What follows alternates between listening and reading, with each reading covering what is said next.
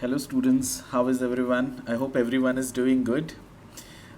Some students have requested me to cover the economic policy part of principles of macroeconomics. Okay, so I have covered this part. Okay, so let's understand the economic policies. First of all, what is an economic policy? You need to understand economic policy is the actions which government take in the field of economics.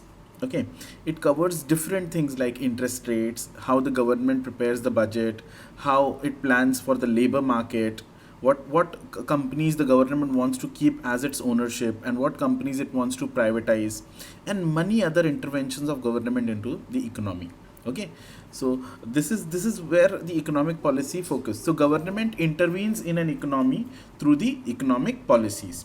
Now, why government forms this economic policies? The most important thing is to stabilize everything, especially the markets. Okay, stabilizing the markets is very important. This can be your currency markets, this can be the commodity markets, this can be financial markets. So all different types of markets are stabilized using the economic policy by the government. Second is the promoting economic prosperity amongst the people of the country. Okay, third, ensuring that business development happens, that many businesses or especially the small businesses do good, they take up. Okay, and last and the most important part is promoting employment. So every country wants to promote employment, it wants high employment and low rates of unemployment. So economic policy focuses on all these goals, these four major goals. Now, what are the different types of economic policies? What can the government do? Okay, the government do, and how does government frame these economic policies? So basically governments have three types of economic policies. Okay, the first is the fiscal policy, second is the monetary policy, and the third is the trade policy, or we can say the international trade policy. Okay, I hope it's clear. Now, before going and ahead and understanding what does fiscal, monetary, and trade policy means, we should understand the meaning of these words. What is fiscal? Fiscal means anything which is related to your government revenue and expenditure, especially the taxes.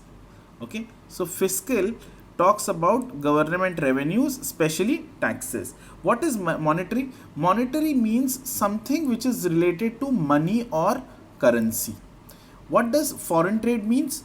Foreign trade means exchange across borders. So what can we exchange? We can exchange capital.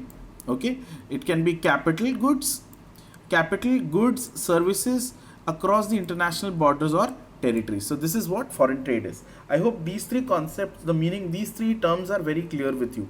Let's move ahead and take up the first type of policy, which is called as a fiscal policy. I told you fiscal policy in the previous slide means related something which is related to government revenue, especially the taxes. Now, fiscal policy is how does a state, that means a government, uses its money, its treasury, okay, or the finance to achieve the macroeconomic goals. So what were the macroeconomic goals? You remember, no? Macroeconomic, there were four goals: stabilizing the market, promoting the economic prosperity, ensuring all businesses are developed and people get jobs. So this is what fiscal policy focuses to do.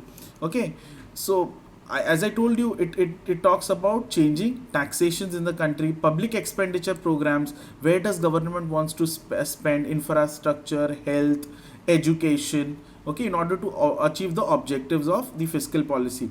Then of course government uses its expenditure and revenue program to produce desirable effect on the national income and the production and employment. So we have the Oman 2040 vision. So it is the reflection of the fiscal policy of the country. Okay, now what are the different types of fiscal policy? Now you need to understand fiscal policies helps us to manage two things. So first is the recession. Can you see recession? Now you need to understand we are going through a global pandemic, okay, which is the COVID-19, right? So COVID-19 has led to the economic recession. Okay, this is one problem. Second, there can be the problem of inflation. At one point of time, you know what happens, the prices of certain goods increase, and that too very rapidly. With the help of fiscal policy, we can battle recession as well as inflation. So but again, what fiscal policy we should use? If you want to combat recession, you will use expansionary fiscal policy. Similarly, when you want to combat inflation, that is the rising prices, you will use the contractionary fiscal policy. Okay, I hope you are able to understand. Now, I have explained this in the class. Let me explain one more time. Expansionary fiscal policy is implemented when recession occurs. In the previous slide only I told you. Okay, an increase in government spending or reduction in the next taxes aiming at the increased aggregate output, which is the income. Okay, government has three major fiscal options. Okay, now in under fiscal policy, government can do three major things. Okay, increase spending or expenditure.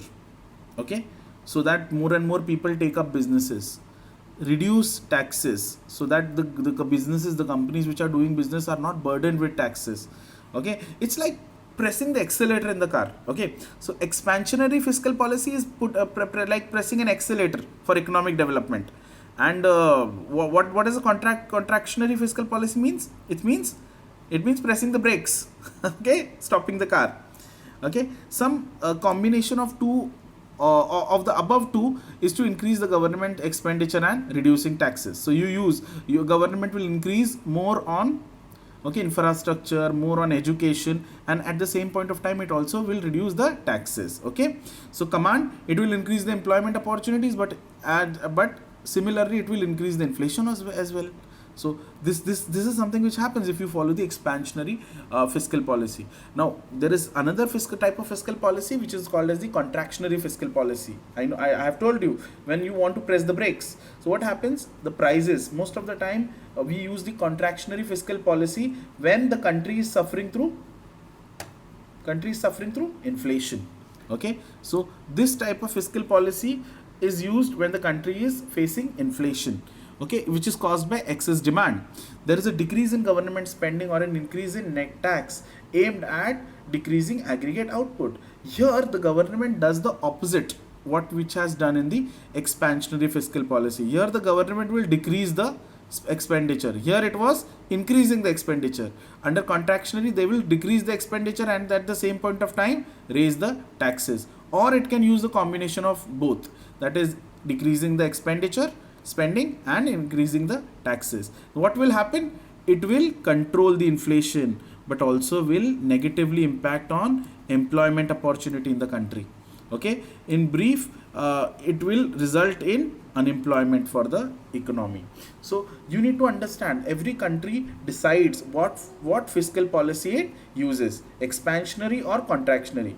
You need to remember, expansionary fiscal policy is used for battling recession, and contractionary fiscal policy is used to manage country when it is suffering from inflation. Okay, I hope fiscal policy is clear. So this is a small diagram. So what does an expansionary fiscal policy does?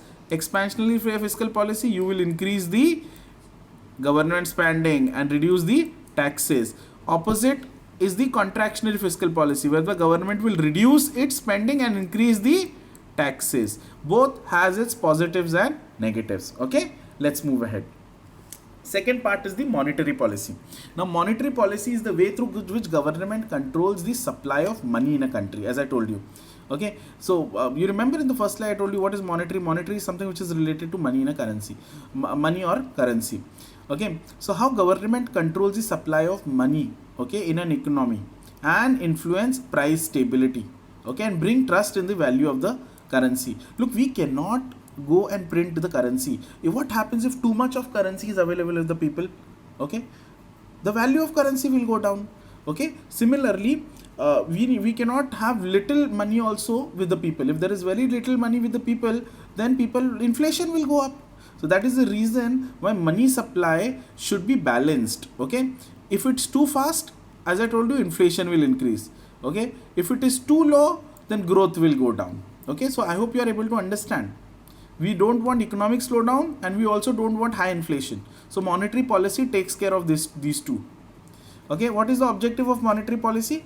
You can understand. First, economic growth. Second, increase the employment. People should have work.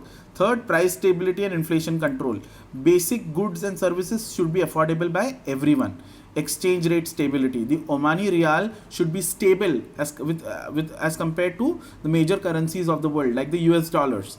Then you have the balance of payment equilibrium, our trade balance. And last is reducing income inequality. Okay, there shouldn't be people with too much of money, there shouldn't be people with too less of money. So balancing the people with income inequality, reducing income inequality is also one of the objectives of your monetary policy. Okay, now monetary policy also is of two types: expansionary and contradictionary. Like how the fiscal policy. Expansionary means easy money, okay, whereby of course you use expansionary policy to balance to battle recession, and when you have contractionary policy, you use it to address the inflation. Okay, so you need to understand monetary policy is designed to counteract the effects of recession. It is called as the expansionary policy. When you want to manage inflation and want and return to full employment in the country, you will use the contractionary monetary policy. It is similar to the fiscal policy. These are the major difference between fiscal policy and monetary policy. Okay, change in government spending and taxes, as I told you, fiscal policy. Money supply in the country and interest rates, monetary policy. Fiscal policy is set by the government. Okay, the government, the ministry, and monetary policy is the Central Bank of Oman. Okay, fiscal policy does not have targets, specific target, but monetary policy is the target is to control the inflation. Side effect on government of budget or borrowing may happen in the fiscal policy, but side effects on exchange rate and housing market may happen due to monetary policy if it is not prepared properly. Strong political dimension to change tax rates. Here mostly it is independent from political processes. Okay, so we come to the third type of economic policy, which is called as the foreign trade policy. Now when you talk about foreign trade policy, okay, foreign trade is what? It is your imports and exports. So if you see, I have presented two tables here, okay, two graphs, sorry. These are pie charts. One talks about the major imports of Oman, and other talks about major exports, okay, from Oman. Okay, our imports and our exports. So if you see, our major imports are from UAE, okay, and we are also importing from China. So UAE and China are the countries from where Oman is majorly importing. And what are the major export countries? Okay, export countries are UAE and Qatar. So you have first Qatar. We are exporting mainly to Qatar and then to the United Arab Emirates. Okay, so this is the international trade situation of Oman. You need to understand major exports are petroleum products. Okay, so what according to the foreign policy can be?